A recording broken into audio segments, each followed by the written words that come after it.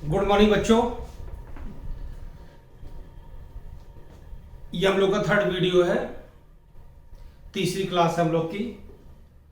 Second video में हमने start किया था कुछ अकाउंटिंग वर्ड्स के बारे में, जिसमें हम लोगों ने बिजनेस, कैपिटल, प्रोप्राइटर और परचेज के बारे में देखा और कुछ थोड़ी सी बातें एसेट्स के बारे में भी हुई थी। आज हम लोग उस एसेट्स को और डिटेल क्लियर करेंगे। इसके बाद हम लोग debtor, creditor, drawings, liability, income और एक्सपेंडिचर ये भी टर्म के बारे में समझेंगे। ये आपकी बुक्स है फर्स्ट ईयर अकाउंटेंसी की। इसके दो पार्ट हैं। आपको यही बुक्स लेनी है। Class first year volume first, एक दूसरी वॉल्यूम सेकंड भी है, लेकिन पहला वॉल्यूम फर्स्ट ले लेंगे, सेकंड होता रहेगा। और ये सारा सिलेबस है आपका।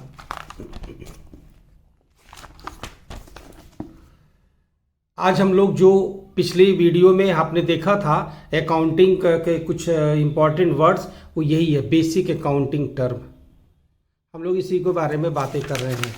और आप देख सकते हो यहाँ पे कि ये जो हमारा चैप्टर है हमारे लिए कितना इम्पॉर्टेंट है कि इन्होंने बेसिक अकाउंटिंग टर्म के बारे में बताया है। तो आप देखिएगा यहाँ पे ये सारे बारे हम लोग डिस्कस करेंगे, लेकिन जो इम्पोर्टेंट फीचर्स हैं हम लोग वही डिस्कस करेंगे, बाकी आप बुक से रीड करेंगे। आपको एक पीडीएफ मिलेगा, आप उसको अपनी कॉपी में फेयर कॉपी पे नोट करेंगे। आपको दो कॉपी बनानी है, एक न्यूमेरिकल्स की और एक थ्योरी की। आपको जब हम पीडीएफ भेजेंगे वो थ्योरी होगा, आप उसको अपने रजिस्टर में नोट करेंगे। और जब न्यूमेरिकल्स स्टार्ट होंगे तो दूसरी कॉपी बनाओगे न्यूमेरिकल्स के लिए। थ्योरी की कॉपी बहुत ज़्यादा मोटी नहीं होनी चाहिए, दोनों ही। अगर कॉपी एक कॉपी खत्म हो जाएगी दूसरी कॉपी बना लोगे, लेकिन बहुत ज़्यादा मोटी नहीं बनाना। अच्छे पेज होने चाहिए, बहुत साफ सुथरा लिखोगे, आप अपने एग्जामिनेशन के लिए इसे लर्न करोगे और आपको जरूर अच्छे मार्क्स भी मिलेंगे। तो हम लोग आज बात करते हैं एसेट्स के बारे में। तो ये बुक्स आप बाई कर लेंगे मार्केट से और उसके हिसाब से फिर हम लोग आगे पढ़ाई करेंगे। और जब हम आपको न्यूमेरिकल्स के क्वेश्चन बताएंगे तो आपकी बुक से टैली करेंगे तो सीधे आपको सॉल्यूशन देखना होगा। एसेट्स, हम लोग लास्ट पीरियड में बात कर रहे थे कि जो हमारा एसेट्स है वो हमारे बिजनेस को प्रमोट करता है, हमारे बिजनेस को आगे बढ़ाता है। कि कोई भी एसेट्स, इवन अगर आपके पास कूलर है, एसी है, पंखा है, स्कूटी है, कार है, तो comparison to cycle, comparison to table fan और एसी, तो आप समझ सकते हो कि आपकी वर्किंग इफिशिएंसी, आपके जो टाइमिंग के जो सेविंग होते हैं, तो वो आपके लिए एसेट्स हैं। एसेट्स हमेशा हमारे माइंड को इंप्रूव करेगा, हमारे हेल्थ को बिल्कुल एक्टिव करेगा, और हम अपना जो भी मेरा काम है, जो भी मेरा वर्क है, अगर एक वर्क का डिप्यूट है तो उसमें हम 30%, 40%, 50% और रिड्यूस कर लेते हैं कि कम टाइम में बहुत अच्छा परफॉर्मेंस दे सकते हैं। आप वीडियो पे जो है हम आपको पढ़ा रहे हैं, आप वीडियो पे घर पे अपने सुन ले रहे हो और सब टेक्नोलॉजी यूज कर रहे हो, तो आपके लिए ये एक तरीके से अच्छी एक्टिविटी आपकी हो जाती है कि हमने पढ़ाया, आपने ईयरफोन लगाया, ब्लूटूथ लगाया और आपने बिल्कुल वीडियो सुन लिया। आपके मोबाइल में वैसा पड़ा हुआ, जब चाहो तब आप देख सकते हो, इस तरीके से। फिलहाल बिजनेस के रेफरेंस में जो हमारा एसेट्स है उसको तो दो कैटेगरी में डिवाइड किया गया है, नॉन करंट एसेट्स और current assets. Non current assets इसे हम लोग फिक्स एसेट्स भी कहते हैं, और करंट एसेट्स जो एसेट्स कैश में कन्वर्ट जल्दी से नहीं हो, जो एसेट्स कैश में कन्वर्जन होने में टाइम लेता हो, वो हमारे लिए फिक्स एसेट्स होता है, नॉन करंट एसेट्स होता है। और जो एसेट्स जल्दी से कैश में कन्वर्ट हो जाता है वो करंट एसेट्स होता है। ऐसे समझो कि तुम्हारा एक मकान है, तो जो तुम्हारा मकान है वो जल्दी से तुम उसको कैश नहीं बना सकते हो, यानी जल्दी से सोचो हम इसको सेल करें और कैश में कन्वर्ट कर लें तो नहीं कर पाओगे। तुम्हारे घर मोटर गाड़ी है, वो सोचो जल्दी से हम उसको कैश में कन्वर्ट कर लें तो नहीं कर पाओगे। अगर तुम्हारे पास एक चेक है तो चेक को बैंक में ले जाओगे और तुरंत बैंक से कैश ले लोगे तो ये करंट एसेट्स हो जाएगा, क्योंकि वो जल्दी से कैश में कन्वर्ट हो गया। तुमने किसी को क्रेडिट पे गुड्स सोल्ड कर दिया, किसी को उधारी सामान बेच दिया, तो जिसको तुम गुड्स सोल्ड करोगे क्रेडिट पे, वो तुम्हारा करंट एसेट्स है। वो बोलेगा भाई 1 हफ्ते के बाद हम पैसा दे देंगे। आप अपने घर के सामने ग्रोसरी की शॉप होती है अमूमन मोहल्ले में, तो लोग जाते हैं ले लेते हैं, फिर वो 1 महीने के बाद 10 दिन के बाद 20 का पेमेंट कर देते हैं, तो ये जल्दी से कैश में कन्वर्ट हो जाता है। यानी विद इन 1 ईयर अगर कैश में कन्वर्ट होता है तो करंट एसेट्स, और 1 ईयर मोर 1 साल से ज्यादा का टाइम लेता है तो वो फिक्स एसेट्स होता है। इसको 2 कैटेगरी में बांटा गया है। पहले ये समझ लो कि हम लोग कुछ इंपॉर्टेंट वर्ड्स अकाउंटिंग के जो टर्म यूज होने वाले हैं उसके बारे में एक तरीके से शॉर्ट में हम लोग समझ रहे हैं। आगे जब हम लोग के मेन चैप्टर आने शुरू हो जाएंगे तो ये सारी चीजें फिर रिपीट होंगी। अभी मैंने आपको बुक दिखाया, मैंने आपको सेकंड चैप्टर भी दिखाया, आप उसको रीड करते रहेंगे, एग्जाम्पल्स उसमें देखेंगे तो आपके कॉन्सेप्ट और क्लियर होंगे। लेकिन जब मेन चैप्टर्स आगे आएंगे, जैसे हम लोग जब बैलेंस शीट पढ़ेंगे तो बैलेंस शीट में एसेट्स के बारे में डिटेल थ्योरी आपको मिलेगी, बड़ा पोर्शन मिलेगा। तो हम लोग अभी चूंकि हमारा एक नया सब्जेक्ट है और हम उसके सारे वर्ड्स को, सारे ट्रीटमेंट को थोड़े थोड़े करके अभी सीखते जा रहे हैं, समझते जा रहे हैं, तो आप परेशान नहीं होइएगा। बुक्स मैंने आपको बता दिया, बुक्स में जो थोड़े थोड़े डेफिनेशन और फिर एग्जांपल्स दिए गए हैं, आप उसको अपने हिसाब से देखते रहेंगे, आपकी प्रॉब्लम्स नहीं आ सकती है। और अगर थोड़ी सी प्रॉब्लम्स आई तुरंत वीडियो देखा, लेक्चर सुना, क्लियर हो गया। तो चलिए, जो नॉन करंट एसेट्स है वो 2 कैटेगरी में डिवाइड किया गया है, टेंजिबल एसेट्स और इनटेंजिबल। तो टेंजिबल एसेट्स का मतलब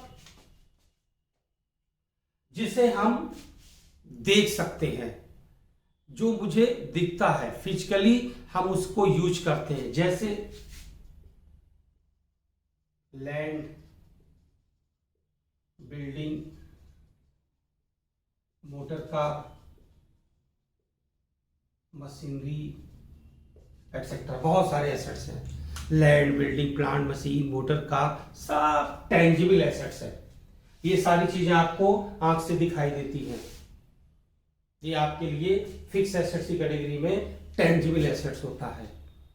हम जब आगे की क्लास चैप्टर्स हमारे आगे जब बढ़ेंगे तो जब हम उस समय एसेट्स की बातें करेंगे तो ये एसेट्स जो आपको छोटा सा दिख रहा है काफी बड़ा है, 3-4 पेज की थ्योरी होती है, तो उस समय समझेंगे। अभी एक शॉर्ट में आपको थोड़ा सा समझाया जा रहा है। इनटेंजिबल एसेट्स जो हमें दिखता नहीं है, तो हम सबसे पहले इनके बारे में बता दें, फिर मैं यहाँ नाम लिखकर आपको एक्सप्लेन करूंगा। अब लैंड, जमीन दिखाई देती है, बिल्डिंग आपका ऑफिस है, आपके की फैक्ट्री की बिल्डिंग है, आपके लिए एसेट्स है, क्योंकि आपको किराया नहीं देना है, खुद की बिल्डिंग है और आप अपने पैसे बचा ले रहे हो। एक टाइम के बाद वो बिल्डिंग बिल्कुल फ्री के जैसे लगने लगेगी, क्योंकि अगर आप तुम किराए पे लेकर के अपनी फैक्ट्री चला रहे हो और वो एक किराए की बिल्डिंग है, आपका ऑफिस एक किराए की बिल्डिंग में है, तो आप उसको रेंट देते हो, तो आपकी अपनी खुद की बिल्डिंग हो जाती है, तो आपके लिए एसेट्स हो जाएगा, एक टाइम के बाद बिल्कुल खुद का लगेगा। मोटर कार, आप जैसे डोमिनोज में आप पिज्ज़ा का ऑर्डर करते हो तो वो होम डिलीवरी करता है, जोमेटो में ऑर्डर करते हो आपके लिए वो होम डिलीवरी करता है, तो किससे आता है? साइकिल से आएगा। आप ऑर्डर कर दोगे तो वो बोलेगा आपको, मोबाइल में बता देगा कि 20 मिनट में हम पहुंच जाएंगे, तो क्या पैदल चलेगा वहाँ से? साइकिल से चलेगा तो दिन भर में कितने कस्टमर को वो देख पाएगा? बाइक से आएगा। बाइक उसके लिए एसेट्स हो गया, उस जोमेटो कंपनी के लिए एसेट्स हो गया। ढेर सारी बाइक्स है और डोमिनोज में ऑर्डर जाता है पिज्ज़ा का, तो जगह जगह जल्दी जल्दी डिलीवर होता है। मोटर कार होम डिलीवरी हो जाती है, आप फ्रिज लेते हो, एसी लेते हो, कूलर लेते हो, बाई कर लिए, होम डिलीवरी हो गई। अमेजॉन से आपने ऑनलाइन सामान परचेज किया, ढेर बड़ा सामान लिया, उसने वो गाड़ी से आया आपके घर, सामान डिलीवर कर दिया, एसेट्स हो गया, सपोर्ट हो गया, टाइम पे डिलीवरी हो गई, गुडविल अच्छी हो गई। मशीनरी, प्लांट मशीन जहाँ पे प्रोडक्शन होता है, जैसे शुगर मिल है या कोई भी मैन्युफैक्चरिंग होती है, तो मशीनें काम करती हैं। तो ये सारी चीजें आपको आंख से दिखाई देती हैं, अब हम बात करते हैं इंटेंजिबल की। ये आपको आंख से नहीं दिखेगा, लेकिन फिक्स एसेट्स है। देखो,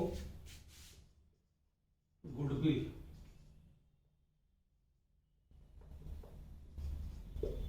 पेटेंट, ट्रेडमार्क, कॉपीराइट।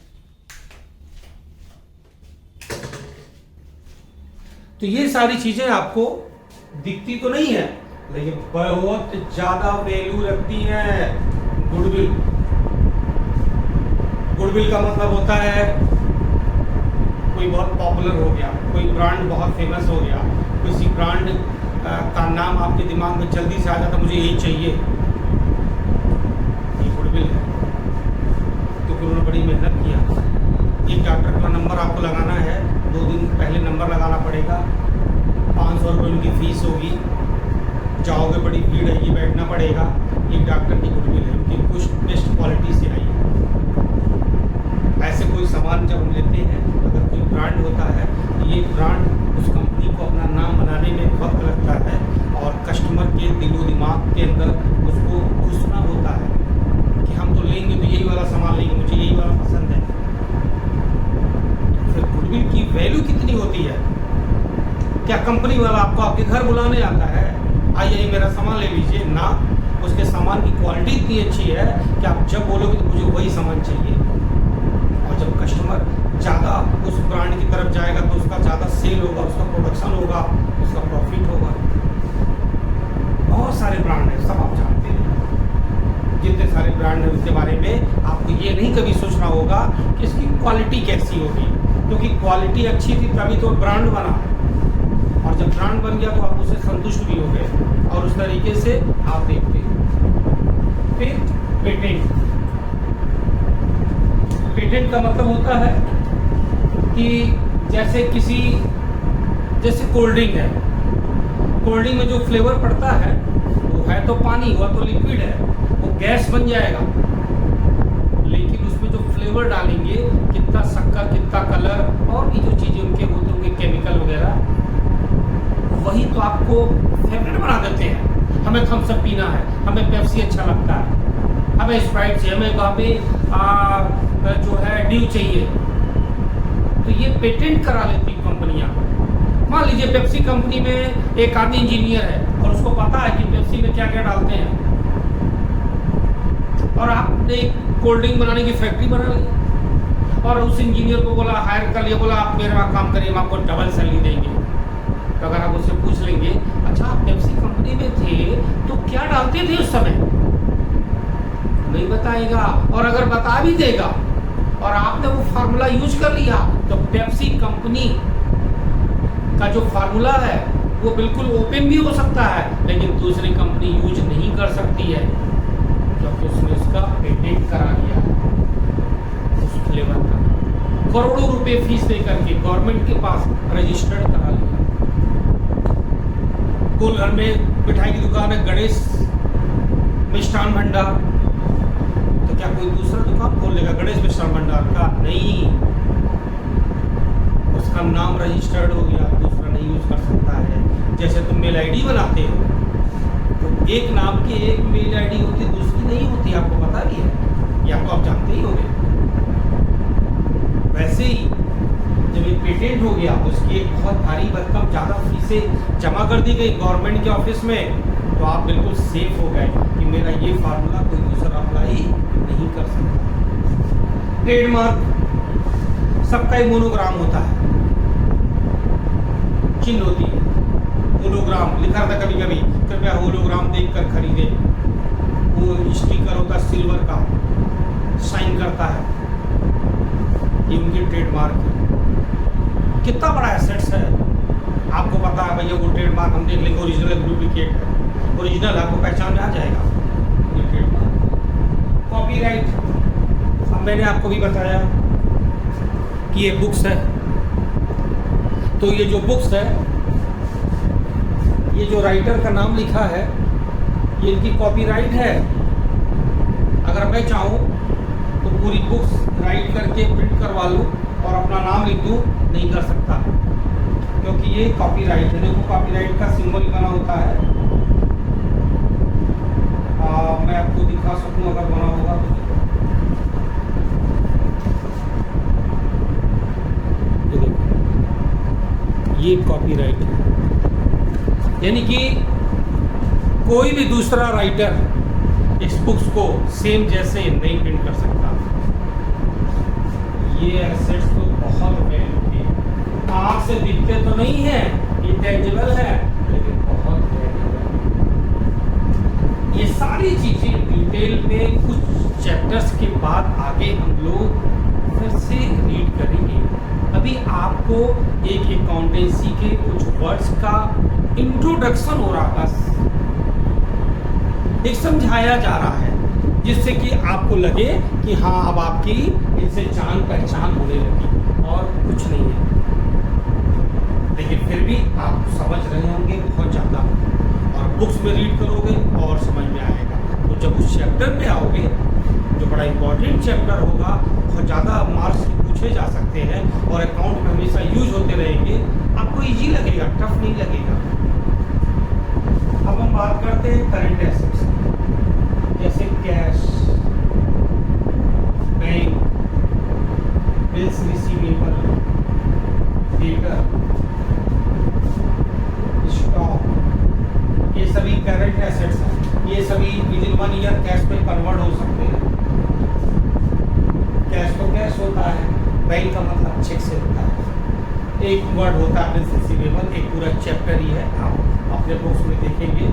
हम लोग इसके बारे में भी थोड़े से बाद में बात करेंगे कुछ दिनों के बाद, लेकिन ऐसे बता दें कि बिल्स रिसीवेबल एक कागज़ का टुकड़ा होता है, उसमें कुछ लिखा होता है, और जो लिखा होता है, जितनी वैल्यू लिखी होती है उतनी वैल्यू को कैरी करता है। जैसे रेलवे का टिकट आपके पास है, तो अगर वो रेलवे के टिकट 2000 रुपये का रिजर्वेशन आपने कराया, तो उसमें 2000 प्रिंट अगर है, तो उस टिकट को तुम ऐसे रखोगे जैसे 2000 रुपये रखते हो। यही डेटर अभी हम लोग को बात करनी है। देखो यहाँ पे कुछ लिख रखा है आपके लिए। स्टॉक जो गुड्स अनसोल्ड होता है, किसी शोरूम में, शॉप में, गोडाउन में रखा होता है, वही स्टॉक होता है। ये हमारे लिए एसेट्स। आइए जब हम बात करते हैं डेटर्स, एक पर्सनल अकाउंट होता है।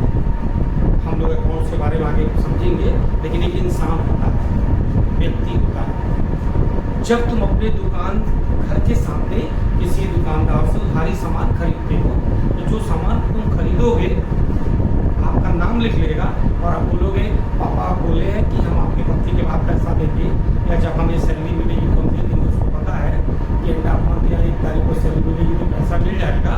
तो ये उसका डेटर हो गया, क्योंकि जब वो आपको देखेगा बोलेगा इनसे मुझे पैसा पाना है। जब हमें किसी से पैसा मिलना होता है, वो पर्सन हमारे लिए डेटर होता है। सबकी डेफिनेशन आपको पीडीएफ में मिलेगी, आप सब लिखेंगे, फिर कॉपी पे रीड करेंगे, मन से पढ़ेंगे, नहीं तो बहुत परेशान होंगे। इस बात को ज़्यादा याद करना, इस सर ने बोला है कि अगर हम ध्यान नहीं देंगे तो बहुत परेशान होंगे। ये बात आपको half yearly, annual, unit test के टाइम में समझ में आता है। जब आप ये कहते हैं मुझे समझ में नहीं आ रहा है, इसका मतलब है कि आपने वीडियो ध्यान से नहीं देखा, लेक्चर ध्यान से नहीं सुना, इंस्ट्रक्शन को फॉलो नहीं किया, इसीलिए समझ में नहीं आ रहा। किसी का दिमाग कमज़ोर नहीं होता है, यही प्रॉब्लम होती है। तो डेटर क्या मतलब हुआ कि जिस एक बिजनेसमैन को जिस पर्सन से पैसे पाने हो, वो उसका डेटर हो गया। तो डेटर बना कैसे? क्रेडिट से। और जो बिजनेसमैन है वो गुड्स सोल्ड करने के लिए कहीं होलसेलर से परचेज करता है, तो उनसे वो उधारी परचेज करता, पैसे नहीं देता है, वो आदमी उसके लिए क्रेडिटर हो गया।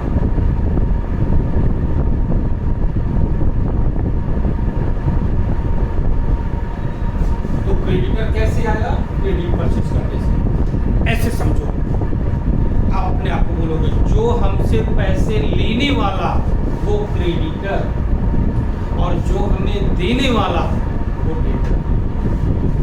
यानी अगर तुम स्कूल में फीस जमा करने वाले हो तो तुम स्कूल के लिए डेटर हो गए, और स्कूल तुमसे पैसा लेने वाला है तो स्कूल तुमसे तुम्हारा क्रेडिटर हो गया। अब हम बात करेंगे ड्राइंग। हम हम बिजनेस करते हैं, अगर हम सर्विस कर रहे होते तो मुझे सैलरी मिलती है। अगर मैं प्रोफेशनल होता, डॉक्टर, इंजीनियर, लाइट टीचर होता तो मुझे फीस मिलती। लेकिन मैं तो बिजनेस कर रहा हूँ, मुझे कौन सैलरी देगा? मैं खुद ही एम्प्लॉयर हूँ, ओनर हूँ, प्रोप्राइटर हूँ, मालिक हूँ, मुझे कौन पैसा देगा भाई? तब कैसे खाएंगे पिएंगे, जिंदगी कैसे चलेगी? राशन पानी कहाँ से खरीदेंगे? क्या करेंगे? जब जरूरत पड़ेगी अपने उस बिजनेस में से पैसे निकाल लेंगे थोड़े से। पर्सनल यूज के लिए जब बिजनेसमैन बिजनेस से पैसे निकालता है, विड्रॉ करता है, दैट इज कॉल्ड ड्रॉइंग्स। यानी बिजनेसमैन अलग है और बिजनेस अलग है। ये हम आपको अकाउंटिंग कॉन्सेप्ट में समझाएंगे कि कैसे बिजनेस और बिजनेसमैन अलग है, यानी दुकान और दुकानदार अलग अलग होते हैं। हम लोग समझेंगे इसको। तो एक दुकानदार अपनी दुकान से पर्सनल यूज के लिए पैसे जब निकालता है तो उसे हम ड्रॉइंग्स बोलते हैं। और अब लायबिलिटी,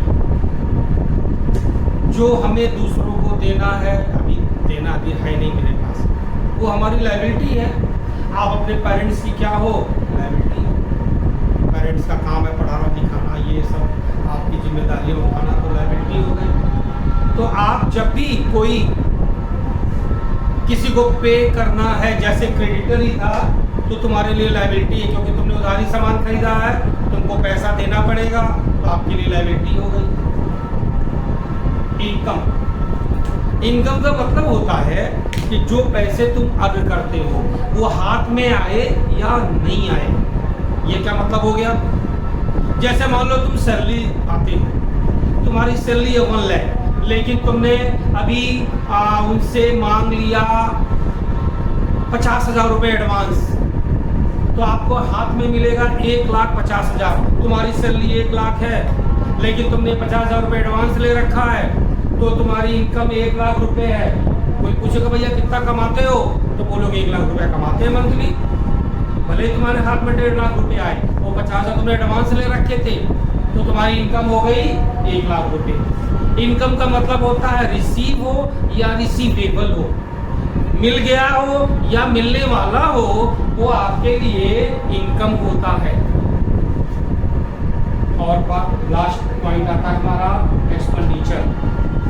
जो भी पैसे हम पे करते हैं, जो भी हम किसी गुड्स को परचेज करने के लिए एक्सपेंस करते हैं, जब हम उसे एक्सपेंस करते हैं तो कभी कभी उधारी लगा देते हैं। जैसे कि तुमने किसी शोरूम से फ्रिज खरीदा, तो तुमने जब फ्रिज खरीदा तो तुमको लगा एक एयर कंडीशनर समझ में आ रहा, वो भी खरीद लेते हैं। तो आपने फ्रिज की कॉस्ट 50,000 पे कर दी और एसी की कॉस्ट 35,000 थी, लेकिन आपके पास 10,000 थे, यानी 60,000 तुमने दे दिया।